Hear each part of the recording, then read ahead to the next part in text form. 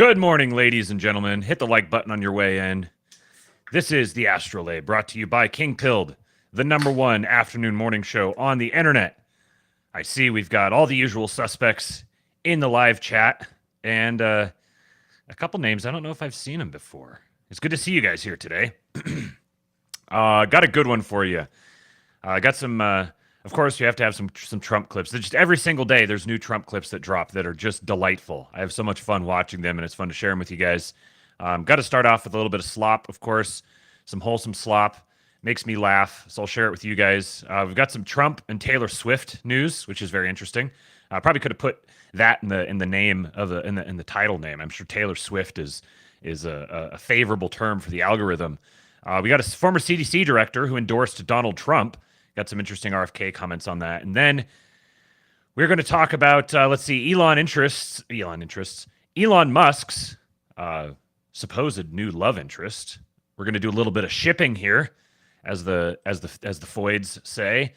And then some Infowars news. And lastly, we're going to, for the last half of the show, I'm going to share with you guys the conversation between Tucker Carlson, Jack Posobiec, and Alex Jones. If you guys haven't been keeping up with Tucker's tour that he's doing around the country and all the different guests and stuff he's been talking to, it is so good. It is just so good. His monologues, he always at the same format every time. He does a monologue for 20 or 30 minutes at the start and then brings on the guests and they have a conversation. And his monologues have been hitting a lot of the same points. They're usually tailored for the crowd that he's speaking to, but he's hitting the same points and he's getting better and better every single time. So I'm going to play this. I'm going to play the whole thing for you. I'm not going to play the Jack Posobiec parts just because I feel bad for the guy. He got sandwiched between Tucker Carlson, who was on one, and then Alex Jones, who was Alex Jones, and so his whole middle section was a little bit forgettable. But I'm going to play the Tucker Carlson section and then the Alex Jones segment, and it's going to be so much fun. Last few times I've played these, the chat has just been banging, and it's a lot of fun watching them with you guys. And this one is just going to top it all. I don't know if you could get better than this Alex Jones on Tucker Carlson. So some of you, I'm sure, have watched it already. You know what I'm talking about. We'll wrap the show with that. It's going to be a little bit of a gamble because when Tucker posts his episodes, he posts them on YouTube and on Twitter or on X. I'm going to start trying to say X. Elon wants to call it X. I'm going to try to say X as much as I can. So he posts them on YouTube and on X. And the ones that get posted on YouTube occasionally have little edited sections where there's just a banner that says, we were talking about things related to mandatory medical treatments that YouTube will not tolerate. So if you want to see the whole thing, you have to go to X, and you have to watch the one that's posted there because it's complete and uncensored. I'm very grateful we have a platform like that. So there was a couple of things that he said on the X version of the stream that I was like, that's probably a little sketchy for YouTube. So I decided to go listen to the YouTube version of it and see if they edited them out. And I think they did edit them out completely because I didn't hear any of them. So I think they literally just cut them out of the video. Now, my dilemma here is that I could play the YouTube-friendly version, but then YouTube will identify the fact that I'm streaming someone else's YouTube video on YouTube, and they'll take the stream down. It'll continue going on X, but it'll be very disruptive for you YouTubers. And then the other option, is to just play the X stream, and that one is going to be full and uncensored. So if these things are not friendly for YouTube, this may be where I get my first strike on YouTube. And if so be it. I want to push the boundaries a little bit here. I think it's probably inevitable that either YouTube moves the direction of X or YouTube just kind of basically goes away altogether and we get centralized onto X. And I'm cool with that. XTV is coming. It's going to be very good. It's going to replace like YouTube and cable news shows together at the same time. The first person to start doing a consistent, or the first outlet to start doing a consistent 24-hour stream on X, now that you have an XTV app on smart TVs, that's going to be the person who really owns it. So maybe give you guys a little bit of a clue as to which direction we're building. But so we'll get to that in the second half of the stream today. Before we get into all of it, I have to give a great shout out to my parents. Today is their 30th wedding anniversary. So I officially feel real old now. we were having a conversation with my little sister last night, whose birthday is in 2 days. This is a very special time of year. We have my parents' anniversary, my sister's birthday, and then Eastwood's birthday in about a week. And so, what was I going to say? Oh, so it's the wedding anniversary. We were talking to my sister last night and realizing just how old we are. She's like, oh man, I'm almost 25. And I'm like, huh, I'm almost in my late 30s. I'm over halfway to 70. What's happening? So it'd be very good to go see them here in a couple of days. Haven't seen them in quite a while. Eastwood hasn't seen him since he was, he saw my parents last year, but he hasn't seen the rest of my family since he was about 7 months old. So he has no memory of it, and he's an entirely different person now than he was then. He's headed out right now to go with my wife to run some errands, and he is deep in fantasy imaginary land. He is a volcanologist, and there's volcanoes exploding all around us, so he's wearing his lava safety vest. He has a little construction worker's neon yellow vest, and as I was saying goodbye, that's why I was a little bit late. I was saying goodbye to him as he was headed out the door, and I was like, "All right, now you're gonna be a real good helper for Mama, right? You're gonna be listening, right?" He's like, "Yep, I'll be listening." He says, and he goes, holds up his little hand, and he says, "This is a no whining zone."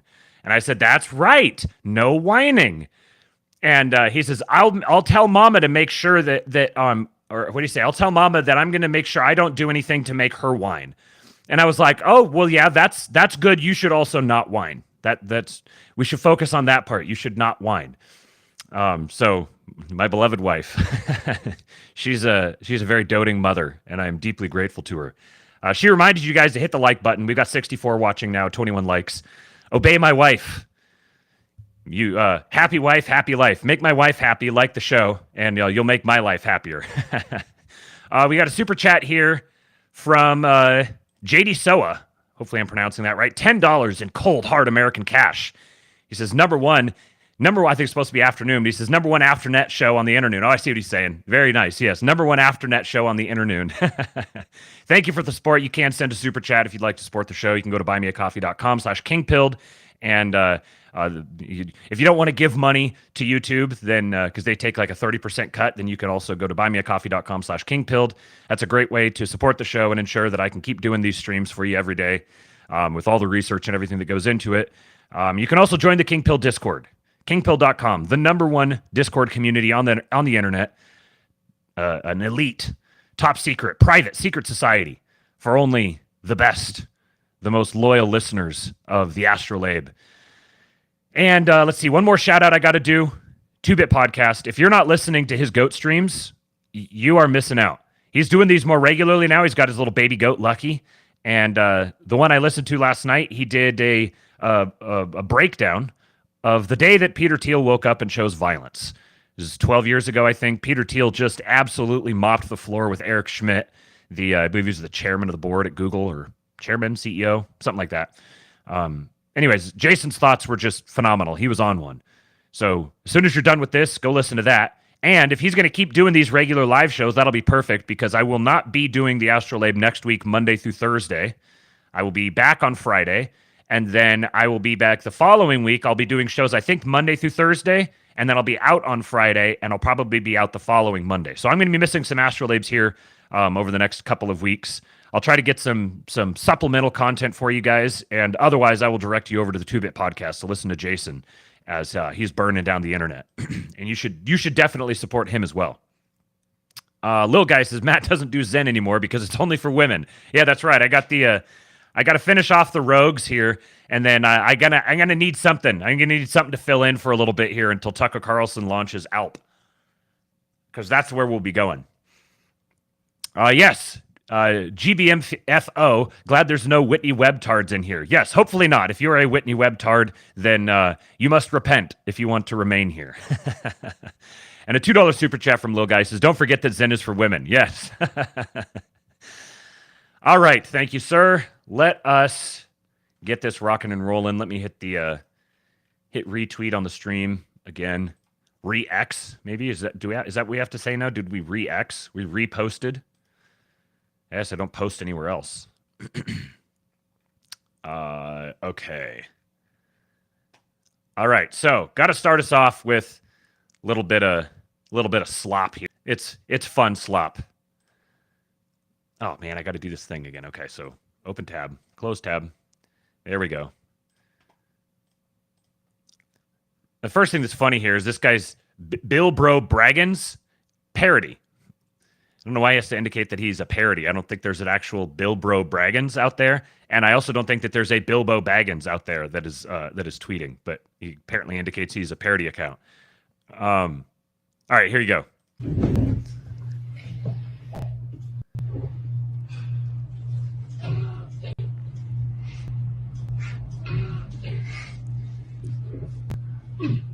Conquistador?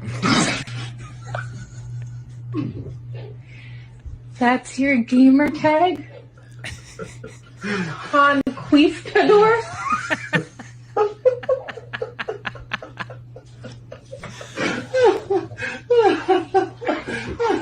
I want a divorce. That was basically my wife's reaction when she heard my gamer tag.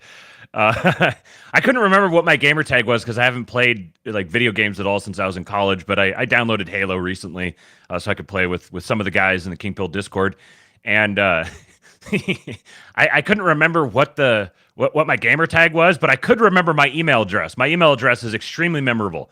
First email address I ever got, starting in I don't know, I was like 10 or something like that. Seattle_stud8@hotmail.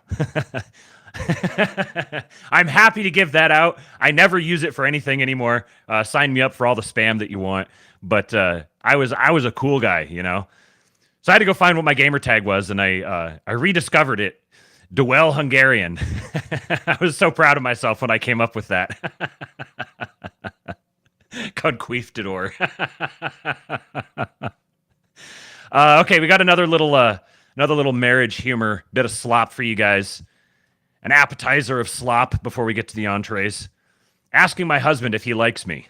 Hey, John. Yeah. Do you like me? Sometimes. What do you mean sometimes? Sometimes. Sometimes you're annoying. Sometimes I like you. I love you all the time. But there are times where I'm like, get the fuck away from me. I don't like you. I'm annoying sometimes. Sometimes I'm in a bad mood and I'm a dick. And you don't want to be around me when I'm like that, right? Because you don't like me at that point in time. That's fine. There's nothing wrong with that. That's healthy. You ever see those people that are like this constantly all the time? And then what do you see 6 months later on the news? Man found dead. Woman found dead after exploring the Grand Canyon. Husband says she slipped. Police suspect foul play. More on this at 10. So it's healthy to be like, nah, dog, do your own thing today. I don't want to see you. So you love me? Well, yeah. So sometimes I don't like you. But I love you. Well, do you like me right now? That all depends. You try to do something strange for a piece of change? Hey, John. Yeah. This guy is an absolute hero. Straight up Chad action right there. Ian Carroll's gamer tag is Twos McGee, plays off Tits McGee. There's some real good ones out there. That's the world of the internet that, Thomas Query says women should just never look at the internet men use. Yeah, we'd be better off with segregated internet, probably. I bet you gender relations would probably be better than they are now if we just had segregated internet. Men's internet experience and women's internet experience just have, like, zero overlap. Speaking of absolute chads, check out this spry young fellow here. Trump was doing the most random side quests. Gentle, Donald. Slowly. Okay. That's good. How much you want for your pot? 500. 600. Introducing Cozone.com, the place to find computer help and buy what's right for you. Hey. Pay yourself. Cozone.com. We can. Who would have? It's crazy that this world existed. I mean, look at this website. Look at that. It's like an artifact of ancient history. Place to. And of course, this is like, I don't know, 15 years ago. It might as well have been 100 years ago. But imagine seeing this commercial back in the day. and being like, that's going to be the most historic, significant human being of the 21st century. My president. And he's been on one lately, too. His power levels are rising. This guy says he's the best stand-up comedian working, and he's also running for president.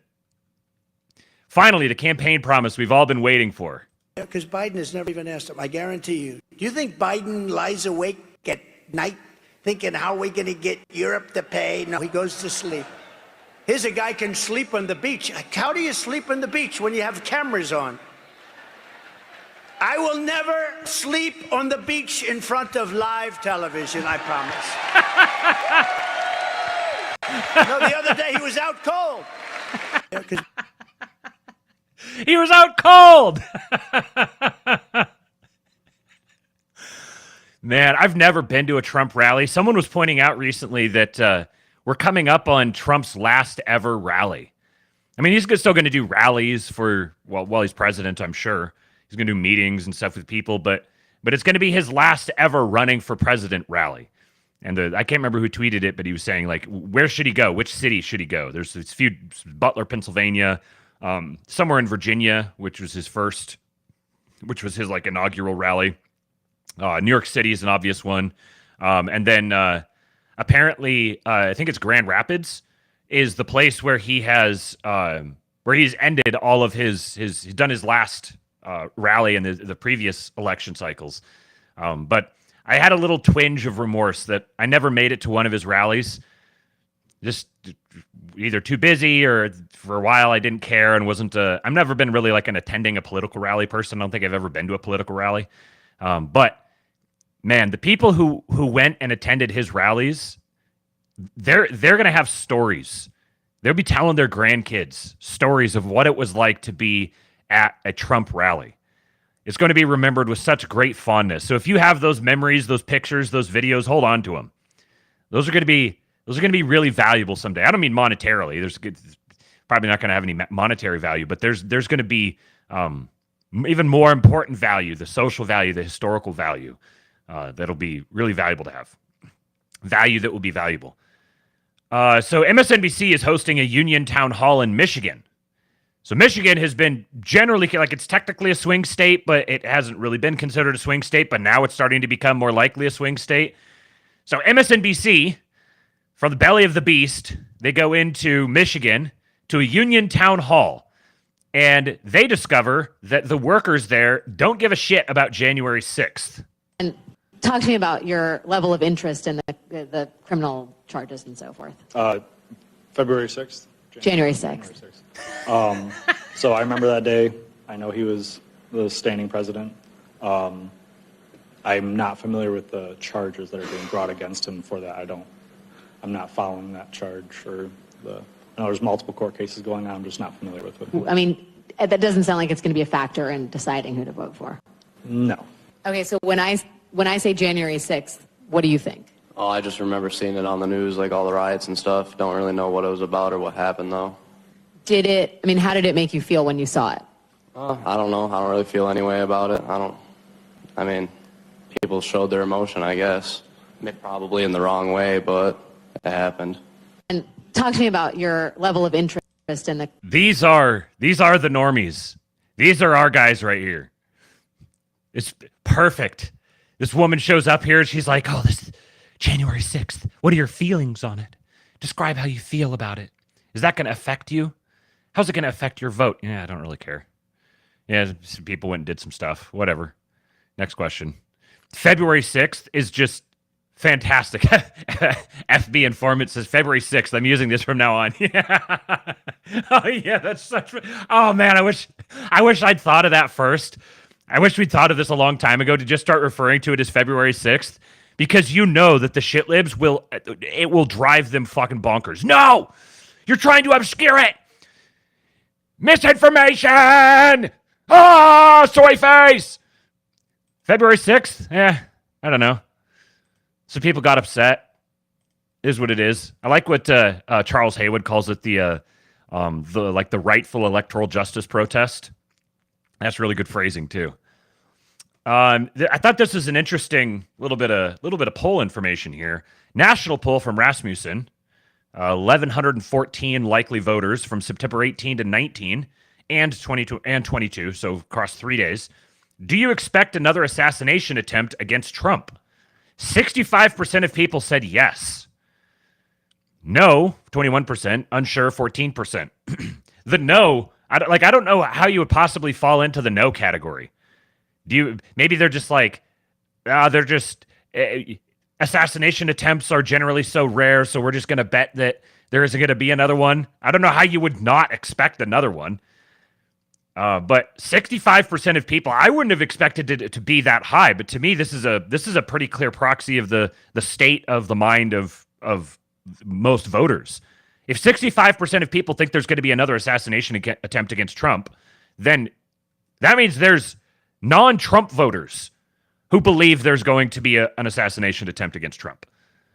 So they may be saying that hopefully, because such people do exist. There is real evil in the world.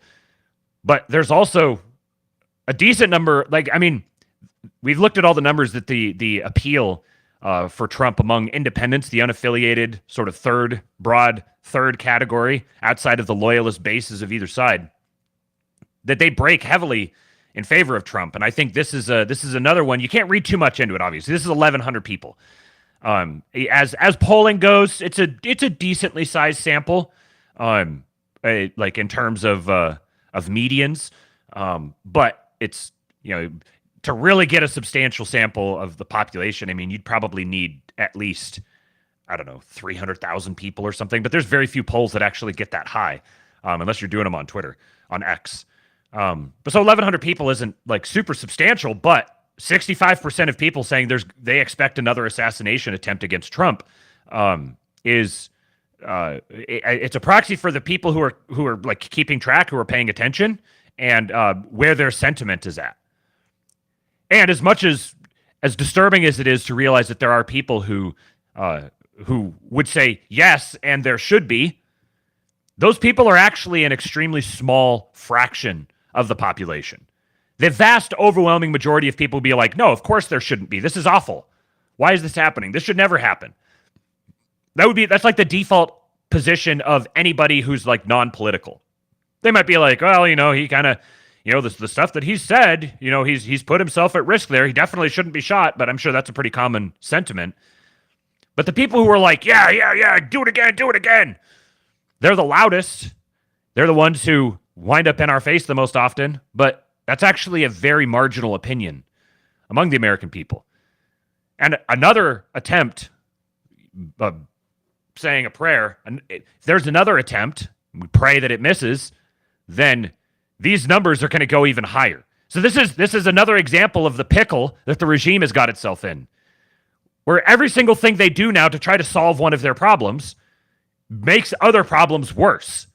The big thing that's focused on right now is sentiment for Trump. Like that's the outlet for anti-regime sentiment, which is why they need to go after him.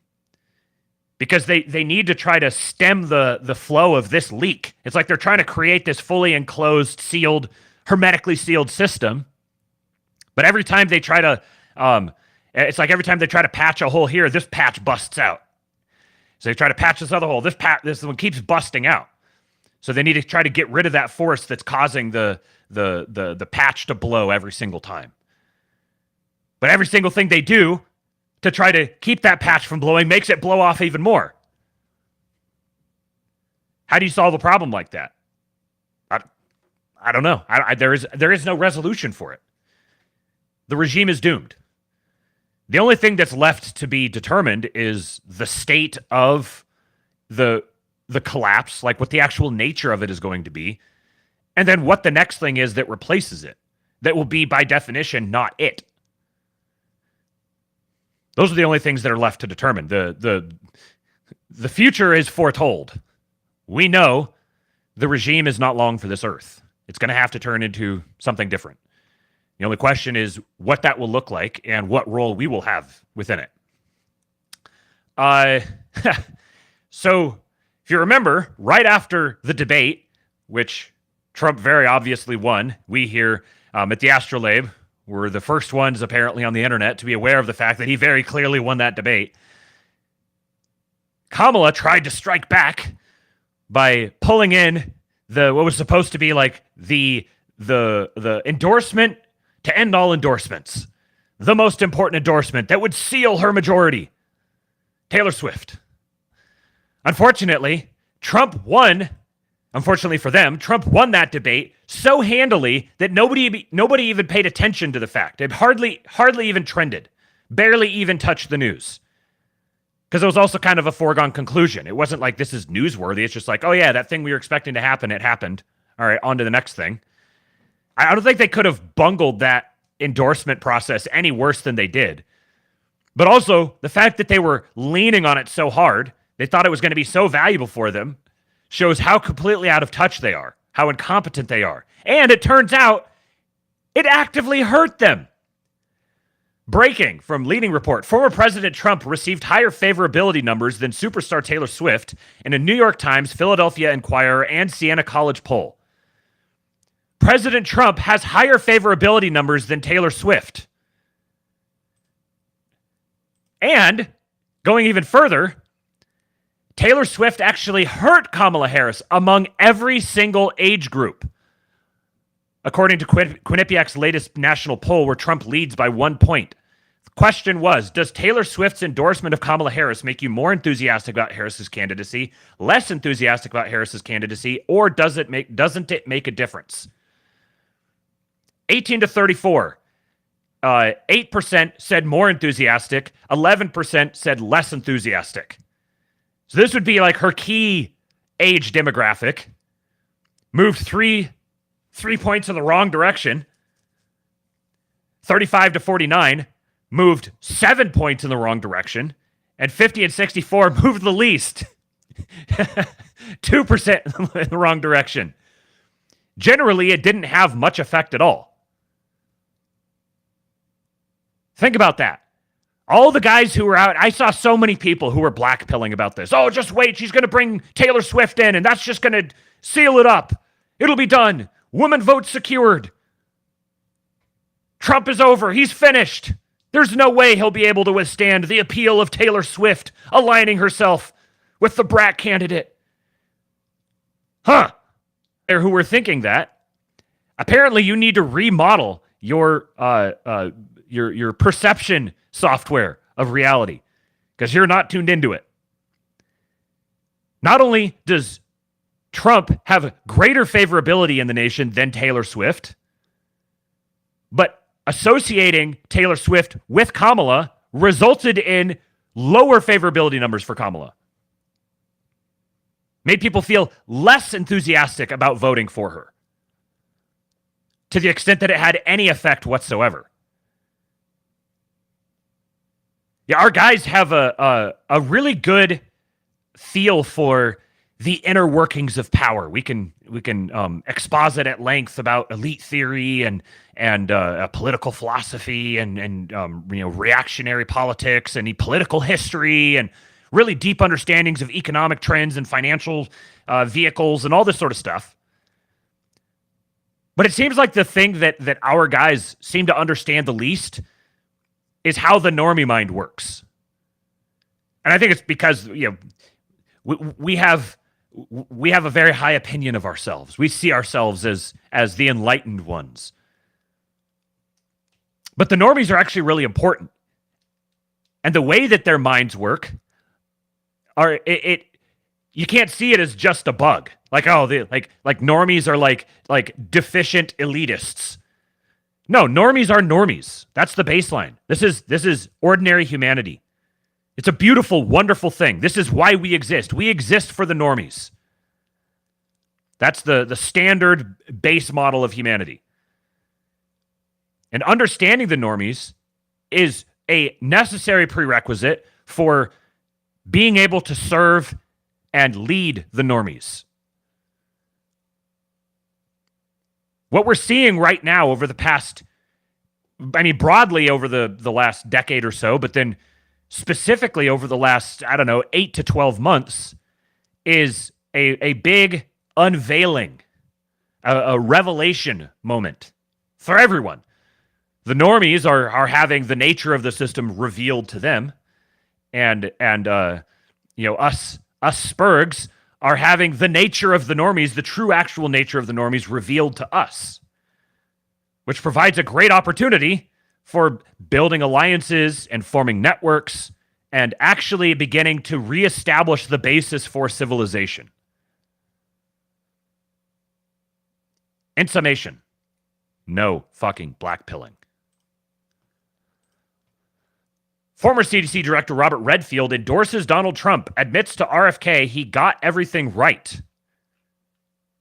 I'll tell you something Oh, that's really quiet. interesting that happened. That's still really quiet. Hold on.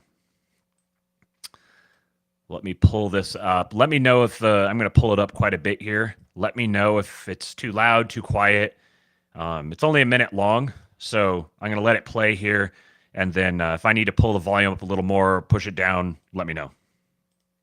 I'll tell you something that interesting that happened today, and I actually was going to mention this to Rand, because it was an extraordinary event to me. But Robert Redfield, who I really go after in my Fauci book, kind of a hammer and tongs, wrote an editorial in Newsweek magazine today saying that he was endorsing President Trump because President Trump was going to restore American health, and that President Trump, he said, a lot of people might surprise me to see this, but hear me say this, but he has chosen exactly the only person who can do this, Robert F. Kennedy Jr. This was breathtaking to me because this is the guy who's the head of the CDC that I've been criticizing for years. And then this afternoon, he came over and had lunch with me. It's the first time I've ever met him. And the first thing he said to me is, "You got everything right." Wow.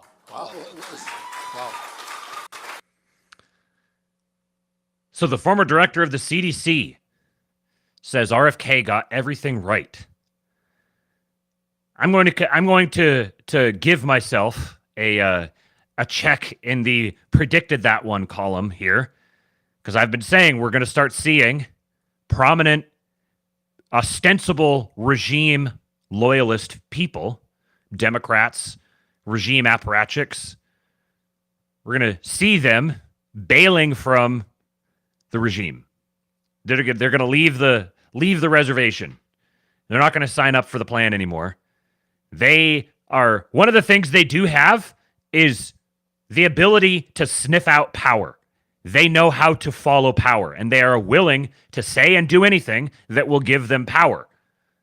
They are craven power seekers.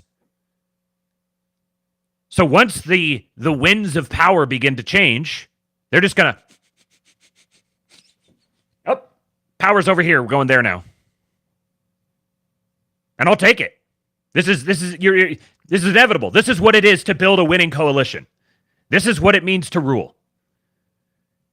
This is what it means to actually execute competent, effective statecraft. You want to recruit all the craven power seekers and put them to work.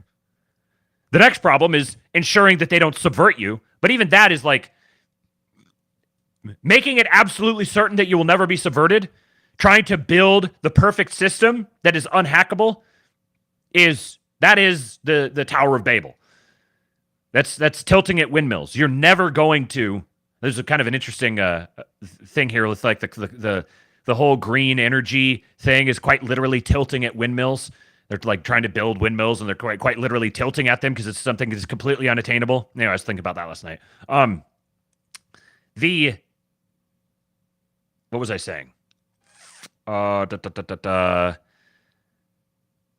Building a winning coalition, leading, having you're never going to build up, like, engineer the perfect system that is just completely unsubvertible.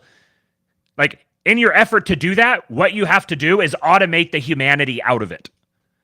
That is the transhumanist impulse, is to engineer the absolutely perfect system. And if you want to say, oh, well, if that's the transhumanist impulse, I'm not a transhumanist. I love humans.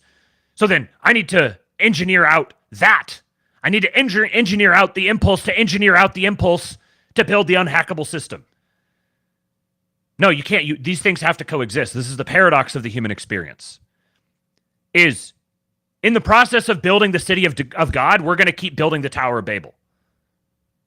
That doesn't mean go intentionally build the Tower of Babel. It means seek to build the kingdom, to build the city of God. David Gronowski, good friend of the show, says the Bible begins in a garden and it ends in a city.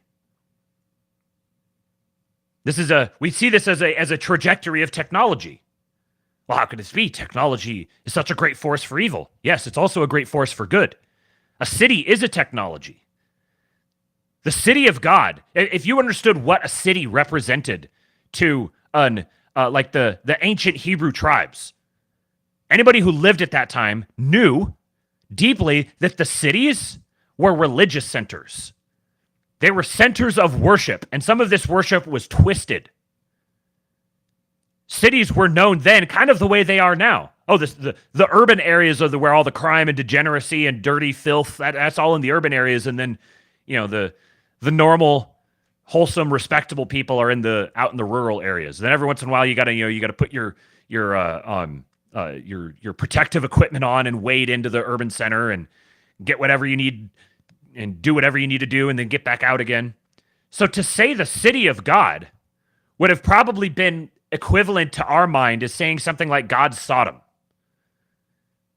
Given what Sodom represents archetypally to us.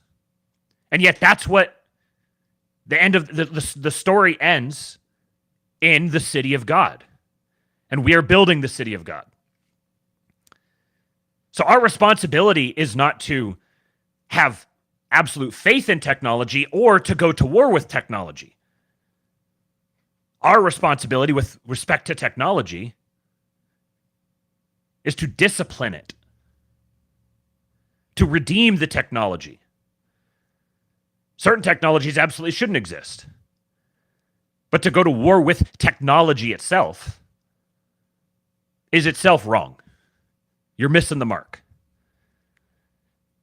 So we have to accept the fact that we have this what may seem like a Sisyphean task in front of us, that we need to build effective systems for governing ourselves, while also recognizing that it's not possible for us to build the best system for governing ourselves. Because to build a flawless system is to build a system that is not human. If you're going to build the flawless system, it's going to have to eliminate all human influence. But if you're going to incorporate human influence, you're going to incorporate the propensity for sin. Which means every system that you build, everything you create, every institution you establish is necessarily going to have the flaws of humanity in it. Which means it's inevitably going to be subverted. It's inevitably going to be corrupted. It's inevitably going to be degenerated. And it will be up to future generations to remediate that fact, to redeem our institutions. We need to redeem our fathers' institutions so that our children can redeem our institutions. And in redeeming our fathers' institutions, we give our children the tools to redeem our institutions, inevitably when the time comes. This is tradition. Tradition is transgenerationally encoded collective memory. We're discovering how reality works. What's the wiring? What's the coding? What is this thing that we're experiencing? And we can't take it all in. Our minds can't take in the vastness of it. The grand truth and beauty and order of the universe. We can just get little sections of it at a time. And so we document all of these and we try to chain them together and figure out how they all piece together. So we have to have the humility to recognize that we can't comprehend the vastness of the cosmos, and yet we must try to. We will never comprehend the vastness of the cosmos, and yet we must continually, every single day, attempt to do so and live with this tension.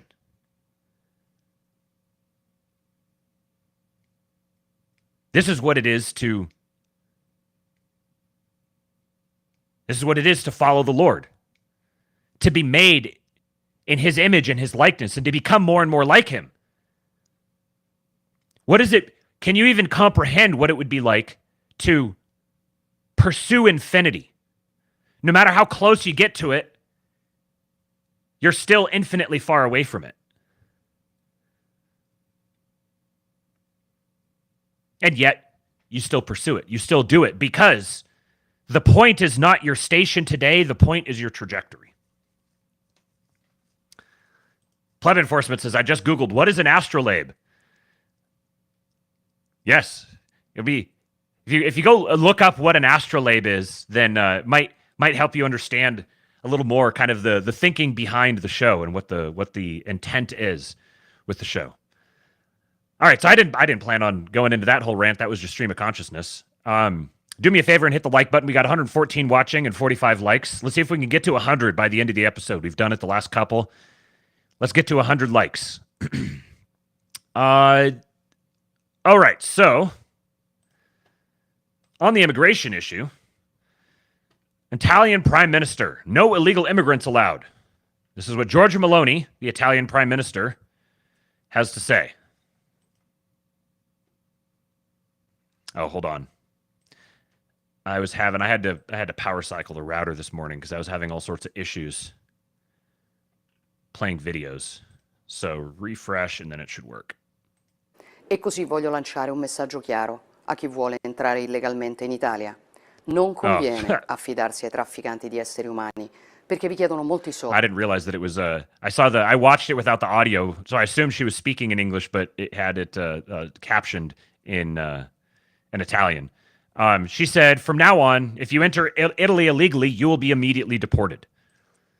Charles Haywood said this may or may not happen, and she will admit many legal immigrants who are just as destructive. But this is a reaction in large part to the shifting of the Overton window, accomplished by many, including brave Englishmen, but yes, also mere posters on X.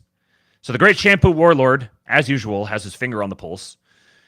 This is another one of those things where, like, landing on either end of the pole here is missing the mark. You have to recognize that, yes, those of you who are cynical about it, she's going to admit many, quote-unquote, legal immigrants who are going to be destructive. Yes, that's true. Yep. Nothing's perfect. However, the very fact that she's making this statement here is a reaction, and it indicates the power that we have. The influence we have, that we are the vanguard. We are the ones leading the charge. And we have a deep responsibility to recognize that capacity that we have and then to use it responsibly. But continuing with this story of Ms. Meloni here, we've got a budding romance, perhaps. Our great space lord, Elon, talking about her, and then I've got a couple others. Well, it's an honor to be here and to introduce, I guess, and convey the award to someone who is even more beautiful on the inside than she is on the outside. Giorgia Meloni is someone that I admire, that has done an incredible job as the Prime Minister of Italy. Italy is experiencing record economic growth, record low unemployment. It's great. And she's also someone who is authentic, honest, truthful, and that can't always be said about politicians. Aha! I sense a little, there's a little affection here. Are we going to have a half-Roman heir of Musk's empire? Oh, let's see. YouTube is not receiving enough video to maintain smooth streaming. As such, viewers will experience buffering. Well, I apologize if you're experiencing buffering. I'm going to continue. So back to this other couple of videos. So first of all, here's her response to him. And I thank Elon for the beautiful words that he had for me and for his precious genius for the era in which we live. So Now here's this one. Watch the body language. I know that Elon has been responding to them saying that he's not going to be making babies with her, but man, that's what I would say if I was him too. He's already well documented as a man who is he very much lives by his creed of the need to grow the Earth's population. I think he's got something like 12 kids with a bunch of different baby mamas. This is this is some what's his name? Genghis Khan behavior. Watch this interaction between them. You're the light, you're the night, you're the color of my blood. You're the cure, you're the pain, you're the only thing I wanna touch. Never knew that it could mean so much, so much. You're the fear, I don't care, 'cause I've never been so high. Follow me through the dark, let me take you past the satellites. You can see the world you brought to life, to life. So love me like you do, la la, love me like you do. Love me like you do, la la, love me like you do. You're the He may be denying that he's going to be giving her any babies, but she wants his babies.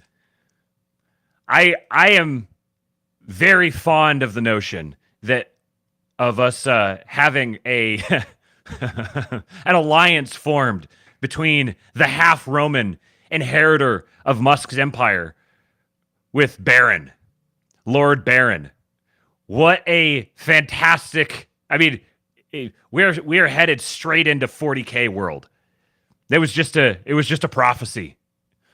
Yeah, Buck Johnson says she's absolutely into him. Totally. Look at the way she looks at him.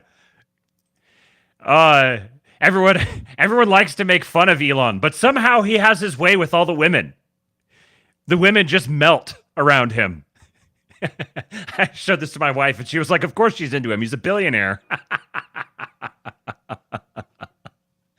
Joma GC on Twitter is calling it now. They're banging. Look at that. Like the body language is so obvious. Tism Riz. Elon knows how to rizm with the tism. Okay, so in less humorous news, that feeling when your wife looks at you like that. I see what you did there, Ryan. So, a judge agrees to sale of Alex Jones' Infowars to pay Sandy Hook families a token of what they're owed. The judge has ordered the sale in a precedent-setting case against freedom of speech operations to wind down over the next few months. I will sign the sale order, Judge Christopher Lopez said Tuesday during an afternoon hearing in his Houston courtroom. The judge's decision means the days of the Alex Jones show and the conspiracy news merchandising platform Infowars is down to a few months left on the air. So here's an article about the details of it from Bloomberg Law. Alex Jones' Infowars IP heads to auction after judge approval. The trustee overseeing the liquidation of right-wing provocateur Alex Jones' assets was given the green light by a Houston bankruptcy court to start auctioning off the property of his Infowars media platform. U.S. bankruptcy judge Christopher M. Lopez at a hearing Tuesday said he would approve a motion by Christopher R. Murray, the Chapter 7 trustee for Jones Estate, to employ a sales broker and wind down the assets of Infowars' parent company, Free Speech Systems, LLC. Murray is tasked with liquidating Jones Estate to help him pay down approximately $1.5 billion in defamation judgments. Just absolutely insane. $1.5 billion in defamation. This is so... Do you guys remember the video that I showed a couple of weeks ago of the CIA like operations manager or something like that with or contracting officer talking about how they went after Alex Jones, how they recruited the families into and directed him into this lawsuit? And their motivation was specifically just to bankrupt him. That was their whole goal with all of it. We don't want him saying what he's saying, so we're going for his money. We're trying to bankrupt him, and we're going to weaponize these parents against him. Yes, this is a known goal, unforced error, absolutely. The Connecticut families have always sought a fair and equitable distribution of free speech systems assets for all the families, and today's decision is a significant step forward, Chris Maddie of Koskoff and Beater PC, representing some of the victims' families, said in a statement. You know, when it's time for facing walls, I have a suggestion for who should be at the front of that line. I'll just say that. FSS will now be sold at auction, meaning Alex Jones will no longer own or control the company he built. This brings the families closer to their goal of holding him accountable for the harm he has caused. I am a big fan of holding people accountable for the harm that they cause. Mr. Matte, you got to go too. The trustee will first concentrate on selling the company's intellectual property, Murray attorney Joshua W. Wolfscholl of Porter Hedges LLP at the hearing Tuesday. Jones' own IP, which has already attracted several potential bidders, will not yet go up for sale but may be added soon. The Jones estate, which Murray now controls, has a 100% membership interest in free speech systems.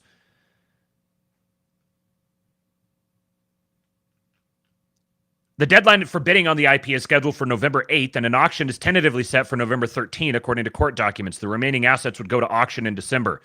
You know, I think Elon Musk has an opportunity to do the funniest thing possible right now. You know, he was able to wrangle up $44 billion before. What's another 1.5? A website to sell Infowars assets offers bidders the ability to buy production rights and materials, more than 400 domain names, social media accounts, podcast sites, newsletter subscribers, product trademarks, and production equipment, according to the site. Outside of the connection to Alex Jones, none of this stuff has any value. There might be some domain names that have some marginal value.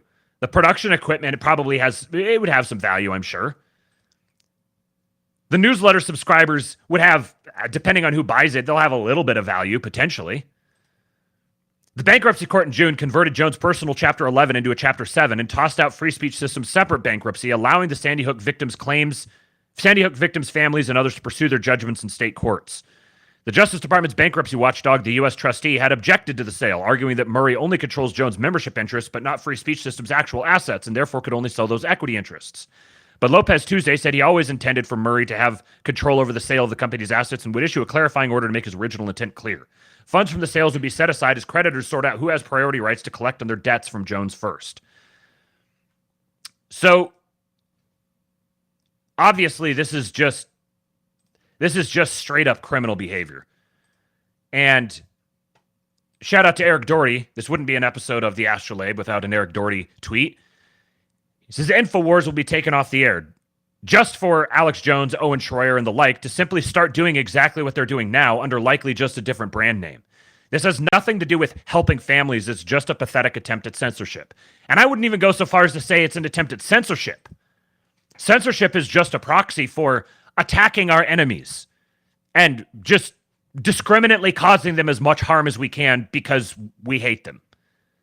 Censorship is like, oh yeah, this is our noble, ostensible cause that's motivating us. We want to this be like the flip side of censorship, but we want to make sure it's responsible. People are only allowed to say responsible things.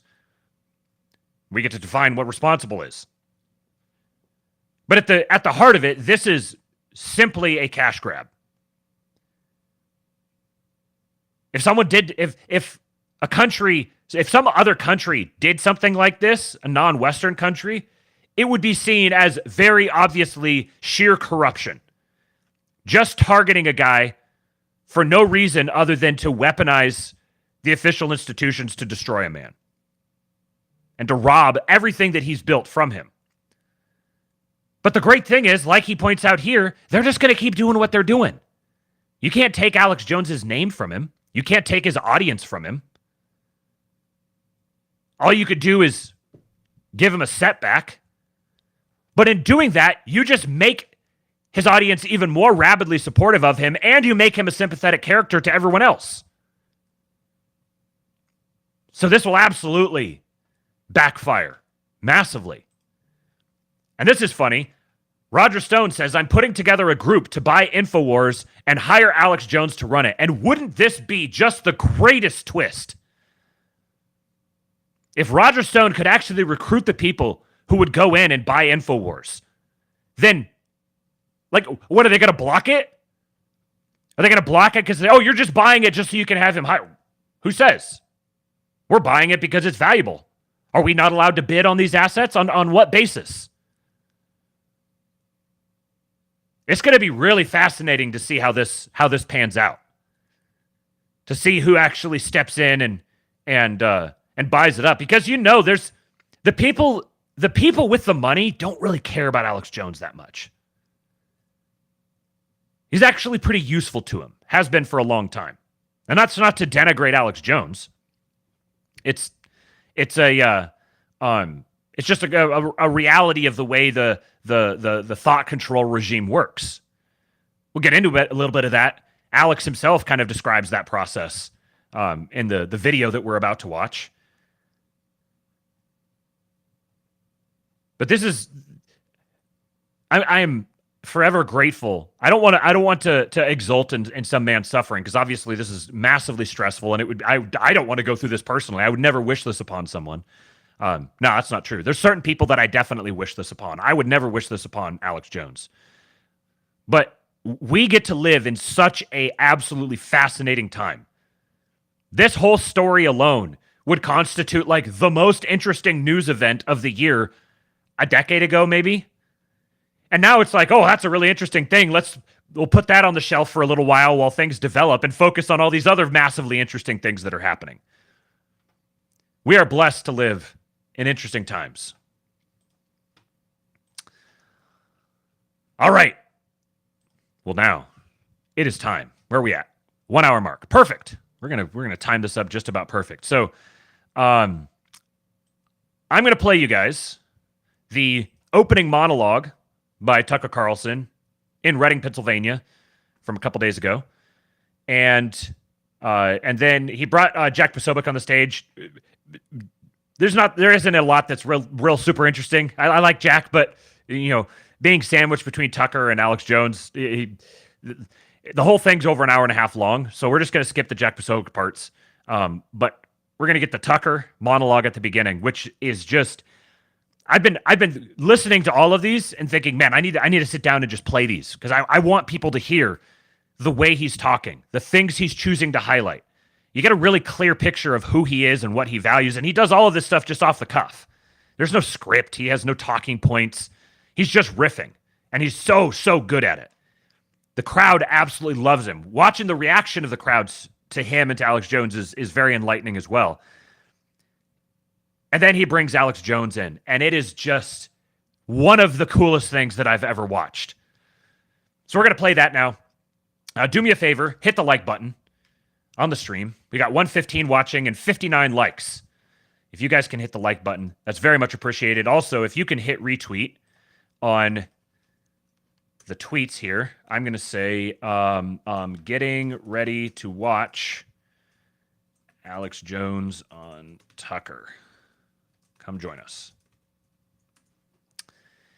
So if you can go retweet the stream, share it with someone else, help us signal boost even more. Follow me on Twitter @RealKingPilled. You can send a super chat. Go to buymeacoffee.com/KingPilled. You can support the show, keep the lights on so we can keep doing this. And also another shout out to the KingPilled Discord, kingpilled.com. We will have a schizo stream this Friday evening before I head out to Seattle. And I think we're probably going to watch something related to the Malaysian flight 370, the one that I played the clip from Ashton Forbes yesterday. I think we'll probably watch something like that, or maybe something from the Y-Files here on Friday night. So if you would like to be a part of that, go join the King Pill Discord, kingpill.com. We'd love to have you there. And let us rock and roll with this stream. Now, I don't know exactly. This is going to have some of the spicier stuff that I've ever played or said or anything on YouTube. So I'd imagine, I don't think it's going to get the stream taken down immediately while it's going live. But if it does, it'll be taken down on YouTube, but it'll still be streaming on X, and you can go over and watch there. And then if all of a sudden the Astrolabe stops happening, then you'll understand that it got taken down after the fact. But let us watch this. You guys you have no idea what you're in for. This is so good. I cannot oversell it. I've got it at 1 1/4. So if you normally are watching If you're a 2X watcher, then it might get a little speedy for you. But we're going to watch probably an hour's worth of this at least. So tuck in, folks. It begins now. Oh, and let me know how the audio is. That other clip was kind of wonky, but I think since I stopped sharing and started sharing again, it probably reset the audio base. So if I need to turn it up or turn it down, just let me know and I'll fix it as we go. I love this. Thank you. I am legitimately glad to be here. Thank you. Well, it is a great country. And thank you for saying that. This is our 12th city. And out of 16, and one of the things that I wanted, I love you too, thank you. I wanted, if you spend your life experiencing the United States through your phone, which I think all of us do, you really lose track of what it's actually like, and you do. And I do think that part of the lie, part of the plan for the rest of us is to convince us that our country sucks. And that's not true at all. And that's why it's been such a blessing to go coast to coast. 8:30 this morning, I was on the Conestoga River, in your state, beautiful. You could have been anywhere, Montana, New Zealand, it was incredible. And I ran into people in the park where I was looming, not in a threatening way, but wandering around one of your parks. And they said to me, oh my gosh, we saw Alex Jones wandering in the park. Actually, and they weren't afraid, they were delighted. And they were great people. And that's kind of the point, is that in 12 cities, from East Coast to West Coast to the middle to back to the East Coast, I haven't met a single angry person. I haven't met a single nasty person. I haven't met anybody mistreating anybody else. I met exactly the opposite. I have met the warmest, kindest, most loving, hilarious, eccentric people I've ever met. And those are the people I grew up with. This is the country I remember. And so, no, it's true though. It actually is great. And I've just been reminded of that. So thank you. And thank you for having me. So with that said, and I've been in a good mood, despite being away from my wife and dogs, I've been in a good mood every day for the last 21 days. Really until today, when I got back from wandering around one of your parks, and I see this picture of your governor. I actually don't really want to show up in somebody else's state and attack their politicians, because that's not my state or Commonwealth. But I saw a photograph of your governor, Josh Shapiro, standing with a foreign leader, signing an artillery shell that is going to kill civilians in a country we're not at war with a grin on his face. And I had a couple of thoughts. I was disgusted by it, actually. I was enraged by it. And here's why. Let me be specific about here's why. The first reason is, I've been driving around Pennsylvania, and actually I've fished here a lot over the course of my life. And so I know the state pretty well. And there's some, it is really one of the prettiest out of 50, maybe the prettiest in spots out of 50. It's ridiculous how pretty it is. But there are some hurting places in this state, actually, where people don't have jobs, where, beautiful buildings in utter disrepair, walking back from dinner last night, people sleeping on the sidewalk, things that we should not put up with in a country with self-respect, and our leaders did that, actually. And so for anybody in charge of anything in this country, particularly in this state, to be spending time, money, or concern on a foreign country's problems enraged me. It enraged me. How dare you lecture me about problems in some other place, whether it's in Eastern Europe or the Middle East or Central Africa? I don't care. I don't wish any of those people harm at all. I wish everyone well.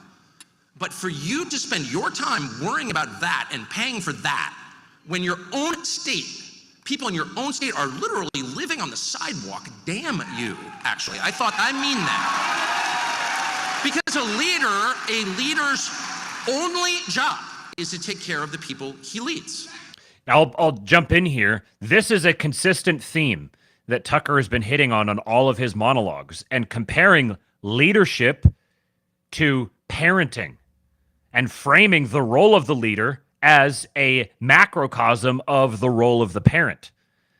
This is a great service that he's doing, bringing the Tucker Carlson audience, onboarding the MAGA base to the notion of kingship, really, because this is what he's describing. He's describing the role of a king, the relationship that a king has to his people, which is the father of the people, and that this relationship goes both ways.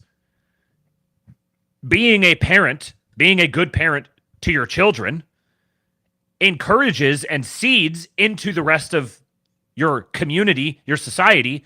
It seeds the role of a governor to his people, a king to his people, a president to his people, the CEO to the people of the company, to the shareholders, to the stakeholders. There's a fractal relationship that is the most fundamental relationship in human civilization.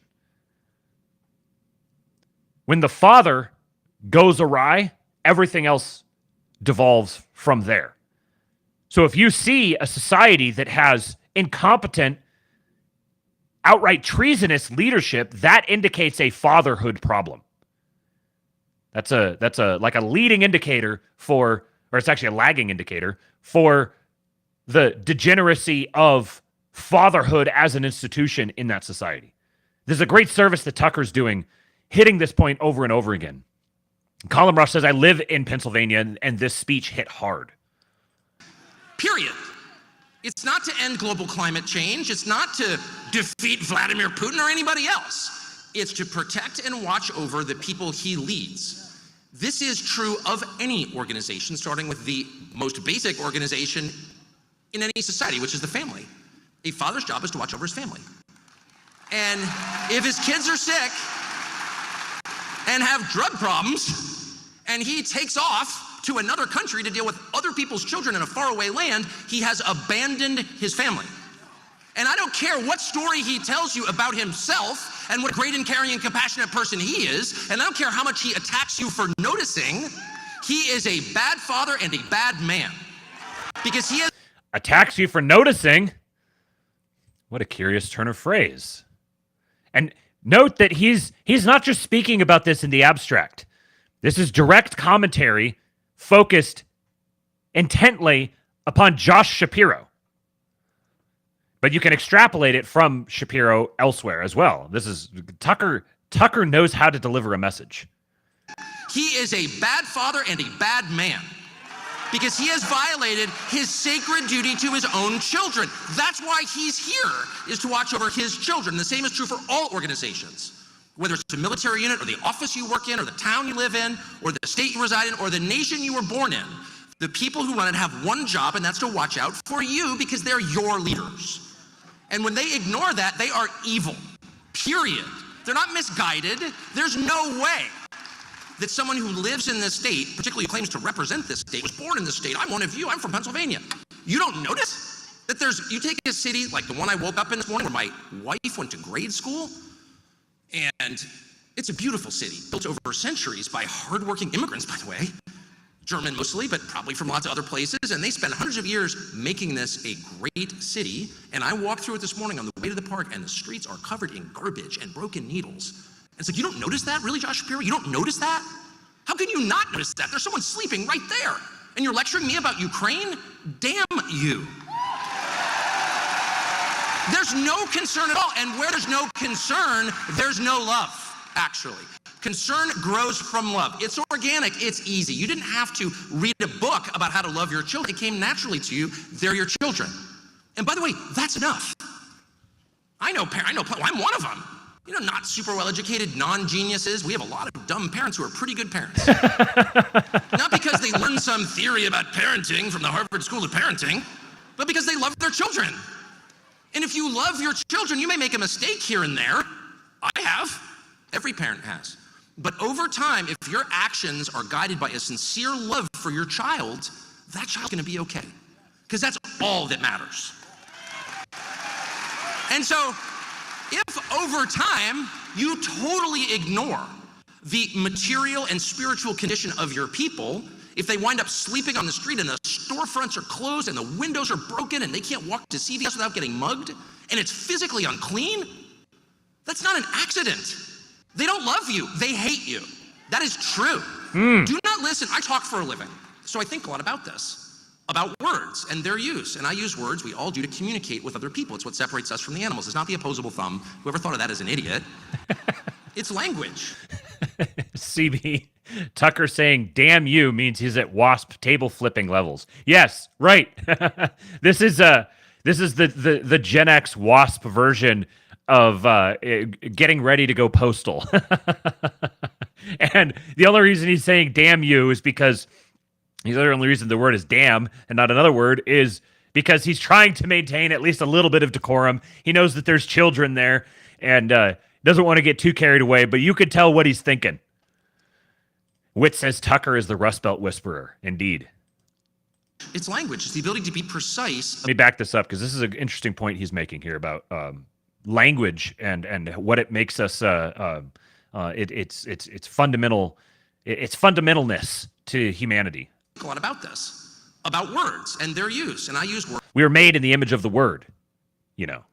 Words we all do to communicate with other people. It's what separates us from the animals. It's not the opposable thumb. Whoever thought of that is an idiot. It's language. It's language. It's the ability to be precise about the way we feel and communicate that to another person, to pass on information, to pass on our history. That's what our culture is. It's talking. And that's great. But words are also, if you think about it, a means of deception. They are a vector for lying. How do the lies reach you? Because they come out of somebody's mouth. So if you're in my business and you think a lot about language and you're around people who are lying for a living, after a while, you lose faith in it. You do. And after a while, at least if you're me, you decide, I'm going to be a lot more like my dog. My dog is not a fluent English speaker. Genius, but doesn't speak English. And yet my dog and your dog and everyone's dog knows exactly what's up. They can't hear a word you say, they only watch you. And when you move over and pick up the bowl, it's dinner time. You didn't tell them that, they're watching what you do. And I've decided that's a much more accurate way to judge intent. You can say, well, I have a plan because I'm so compassionate. I really care about you and all your communities. First of all, anyone who uses the word community is lying to you. Because there's no such thing as a community. There are only people, actually, with names and fingerprints. They're only individuals. No woman ever gave birth to a community. There's no such thing. Talking about communities is a way of ignoring actual people. Really, name 3 people in a community. What are their middle names? Who are their moms? Do you know their moms? You don't know anything about the community. Community is a way to make your responsibility more diffuse and less specific. I don't want to hear about a community. How about that guy? He's on fentanyl. There's a spreading puddle of urine in front of him. That's an American citizen. That's someone you're supposed to love. Your job is to love that person. You're doing nothing for that person because you're lecturing me about the community is the truth. And I'm sorry to say it, I drive into this town. I've been coming to Reading, not very often, but like once every 4 or 5 years. It's like, your college roommates' kids, they grow so fast, because you don't see them that much. So I come to Reading like sporadically, but pretty consistently over like 40 years now. Not better. It's a beautiful town, actually. It's a beautiful town. Like someone spent a lot of time building Reading, Pennsylvania. It's super obvious as you drive in. It's not a bunch of dollar stores. No, they're a bunch of big, substantial brick buildings built over 100 years by people who cared. And to see a town like that dying from lack of care, from lack of love, but it's not just Josh Shapiro, trust me, it's a whole line, it's decades of politicians who didn't love you. That enrages me. And then to see him direct his love toward a foreign leader and a foreign population that he knows nothing about. He doesn't speak Ukrainian. What do you know about Ukraine, Josh Shapiro? No, it's a way for his friends to get rich and him to puff himself up like some sort of fake world leader and seem like he cares. He's got bigger concerns in my geopolitical, you may not know that word, geopolitical. Trust me, Josh Shapiro has no freaking idea what that word means. But more to the point, Josh Shapiro's only job is to protect and enhance the lives of people in Reading and Pottstown and every other town in this state, including, and I'm just gonna say it, and you're gonna jeer me, including Philadelphia. I know, Philadelphia, I get it. But Philadelphia, whatever else that you can say about it, is filled with American citizens. American citizens, your brothers and sisters in your common Americanness, fellow citizens. Yeah, right there. And my nephew from Philadelphia, my brother-in-law from Philadelphia, right now here, great people. And how is that city doing? I mean, it's a reliable source of political power for creeps like Josh Shapiro, because it's easy to rig it in Philadelphia. And that's what we spend all our time talking about. But what we never talk about is the zombies walking under public transportation there. And they're not zombies, actually. They're Americans with names, and they're dying. And he doesn't care. And giving them a safe place to shoot up is not love, it's hate. That's hate. I don't care what they call it. And that's what I mean about language. They can dress up hate as love. Oh, that's love, it's compassion, it's caring, it's harm reduction, really. Your kid comes home and is like, I'm a junkie, you're like, well, here's some needles. I'm gonna give you some time in your room to shoot fentanyl. What? You're gonna chain him to the freaking radiator until he gets better. Of course, or do whatever you can to get that child off a drug that can and will kill him. You would never make it easier for your kid to kill himself. And that's exactly what they're doing, and then they're lecturing you about harm reduction. You're evil, actually. That's how I feel when I hear that, having lost a lot of people I love to drugs. I bet there's not one person in this room who doesn't know someone who's died from drugs. You think Josh Shapiro stays up late worrying about that? No. He stays up late worrying that Ukraine doesn't have enough weapons of mass destruction to win some unwinnable war. You're evil, if that's your concern. So the only way you judge people is by the effects of what they do. You judge the tree by the fruit. And you can say, well, I'm a lemon tree. I'm a lemon tree. Bright orange, tart, but delicious with Diet Coke. I'm a lemon tree. Really? Because those are pomegranates, honey. Those aren't lemons. You're lying. You are not a lemon tree. Those are pomegranates. I know, because there's the fruit. You can tell me you care about the people of the Commonwealth of Pennsylvania, but they're dying of drug ODs, and you're doing nothing other than sending more weapons of mass destruction to some creepy guy in a tracksuit. And that's the other thing that enraged me, and I didn't expect to give a speech like this because I'm really trying to cool the temperature and remind all of us that we're all Americans and we all have something in common.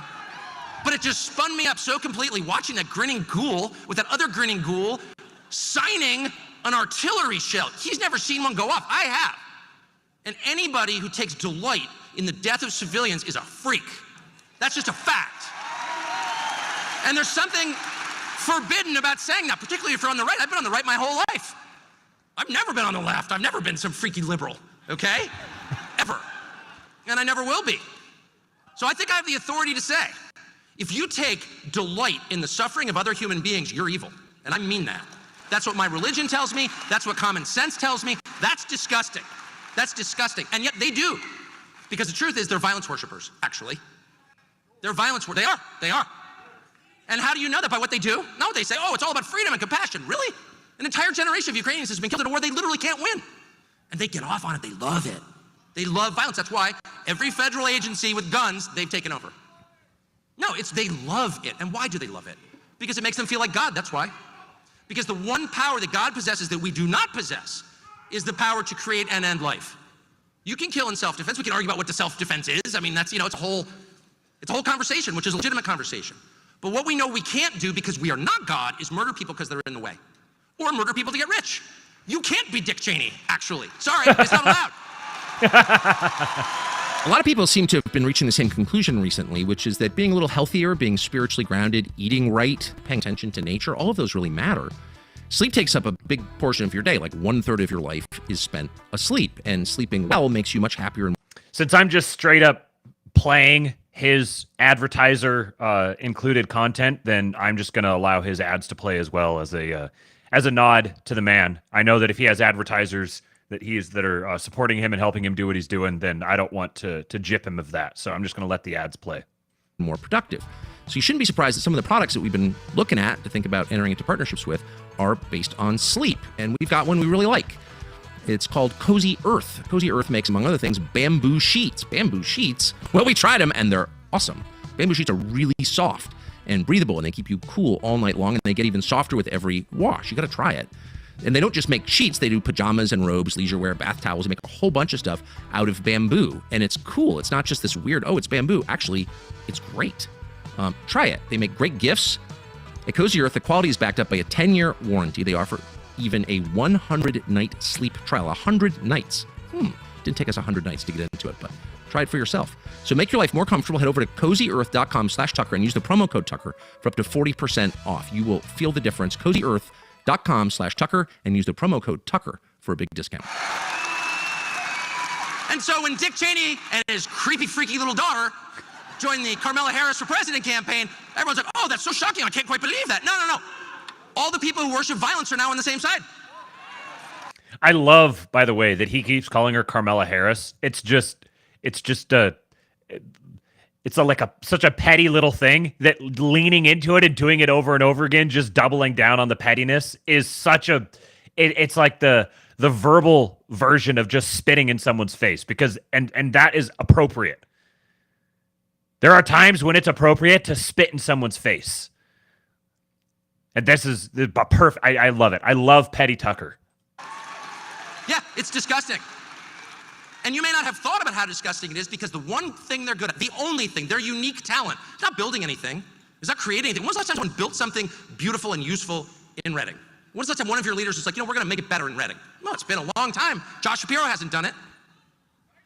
But the one thing they are good at is seizing the moral high ground. Immediately. No matter what they're doing, whether it's giving drugs to junkies, crack pipes to crackheads, abetting the largest example of human trafficking in the history of the West, which is what they're doing right now, is they move 15 million people illegally into our country from around the world. The girls get sold off to coyotes. They did that. They're human traffickers at scale. No, that's just a fact. That, by the way, that's not a crackpot opinion. That's just true. And yet they turn to you, every person in this room, the people with useful jobs, the kind of jobs that actually are essential, and they're like, you're just bad people. Really? Oh, you're bad people? Really? There was an analysis done, Bobby Kennedy told me this, and I checked it, and it's true. In the last election, Biden voters own 70% of the wealth in the United States, and Trump voters own 30%. And I thought to myself, on the one hand, it's like, okay, the Republican Party's now the party of working class people, great. But then I thought, how did they get 70% of the wealth? They don't do anything, actually. They have no skills. There's nothing they do that we really need. In fact, most of it's bad. I mean, ask yourself, if your average Biden voter somehow like got pulled out of the workforce, would you be okay? No, I'm really. Like, how long do you think this country could survive without private equity? A week? Before we all just starve to death? How long could you and your family make it without a DEI consultant on site? No, I'm serious. Could you get to Halloween? Or would one of your little children stare up at you with doe eyes and say, Mommy, I need a DEI consultant, I need it now. I need it now. Honestly, I need a school counselor or some heavy-set nurses who convince me to go trans. I need that. Honestly, I need Tim Walz talking to me about my sex life in high school. Really, I need a creep like Tim Walz. No, I do, I need it bad. Yeah, that guy's not creepy, okay. Let your instincts be your guide on that one, let me just say. As I always would tell my children, if someone seems creepy, he is. Tucker has said, he's not saying it as explicitly, so I will.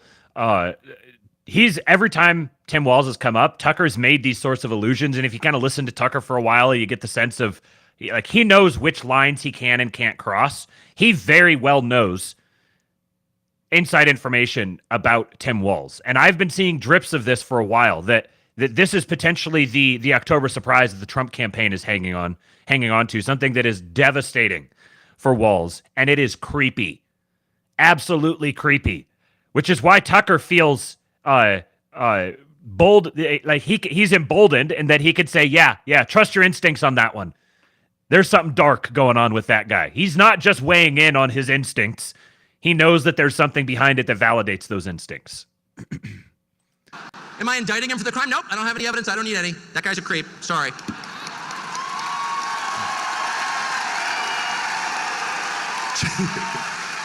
Chances my dogs would bark at Tim Walz if he came over to my house, 100%. Oh yeah, they would. They'd back him into a corner. I'd be like, stop that, and they wouldn't stop, because they know. But the point is, that entire, not just political party, but class of people has created an entire economy and credentialing system to reward themselves with money and power that is not deserved. That's exactly the truth. I don't like to swear, but the phrase bullshit jobs is a real thing. Those are all bullshit jobs, every single one of them. And yet they're lecturing people who, I don't know, plumb your house. Just laugh. Keep you from getting murdered. Put out the fires when they start. Rescue you after a car crash on the highway. Build the building you live in. Pave the road you drive on. Grow the food you eat. Those are the deplorables? Really? Good luck when the power goes out, honey. You can call your average college administrator to save you. So I guess all I would say, and I will stop at this, do not, write this on a note, post it to your fridge. Do not allow the worst and most useless people this country has ever produced, who've added nothing of beauty or value, never fought a war to keep you free, never done anything for you. They just sat and watched as your communities died and laughed and got richer. Do not let those people, for 1 second, occupy the moral high ground. They're all Tim Walz. They are. No fucking blackpilling. They're guilty, and they know they're guilty. That's why they're hysterical. When you see Kamala Harris, before she fully gets control of herself, you can see that glint of fear in her eyes.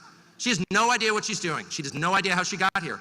She's never done anything in her life, and somehow she's the Democratic nominee. She could be elected president. And for 1 second, because the camera does tell the truth until people pull themselves together, for 1 second, you can see Kamala Harris in total panic. Yep. I'm Montel Williams' side piece. What am I doing here? That's how they all feel. They know how inadequate they are. They know how guilty they are. They know how Jeffrey Epstein died, and they're terrified that you will find out. So do not let them give you a lecture about anything. They are not your moral superiors. They're your moral inferiors. They are lucky you let them live here. And never forget that. So with that, I want to invite on a friend of mine. Thank you so much. Sorry, I kind of lost control.